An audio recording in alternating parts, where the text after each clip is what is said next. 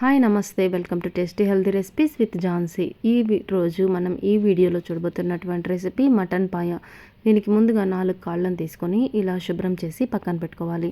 తర్వాత ఇలా కట్ చేసుకొని వీటిని కుక్కర్లో వేసుకొని కొద్దిగా ఉప్పు, పసుపు, కారం 2 టేబుల్ స్పూన్లు, ధనియాల పొడి కూడా 2 టేబుల్ స్పూన్లు వేసుకొని 2.5 కప్పు నీళ్లు వేసుకొని 10 నుంచి 12 విజిల్స్ వచ్చే వరకు వీటిని స్టవ్ మీద పెట్టి బాగా ఉడికించుకోవాలి. తర్వాత ఉల్లిపాయలను తీసుకొని 2 ఉల్లిపాయలని సన్నగా కట్ చేసుకొని మిక్సీ జార్లో వేసుకొని దీంతోపాటు కొద్దిగా సోంపు కూడా వేసుకొని మిక్సీ చేసి పక్కన పెట్టుకోవాలి.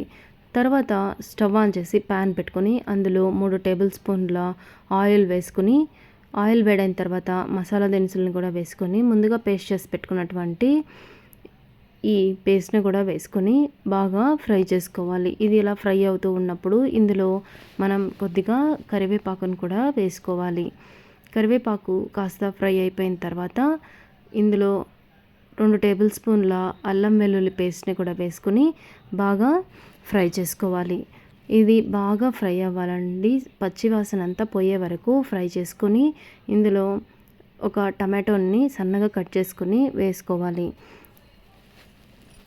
టమాటో అంతా బాగా ఫ్రై అయిపోయిన తర్వాత ముందుగానే మనము ఉడికించి పక్కన పెట్టుకున్నాం కదా కాళ్ళని ఇందులో వేసేసుకుని కనీసం ఒక 20 నిమిషాలు మూత పెట్టుకొని బాగా మరిగించుకోవాలి. మీకు కానీ కావాలి అంటే కొద్దిగా వాటర్ని కూడా ఇందులో యాడ్ చేసుకొని ఒక 20 నిమిషాల వరకు అయితే బాగా ఉడకనివ్వాలి. చివరిగా ఇందులో కొత్తిమీర వేసుకుని స్టవ్ ఆపేసుకుంటే మనకు ఎంతో టేస్టీ అయినటువంటి మటన్ పాయ రెడీ అయిపోతుంది.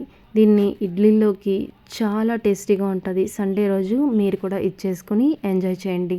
మీకు కానీ ఈ వీడియో నచ్చినట్లయితే please like, share and subscribe. Thank you for watching.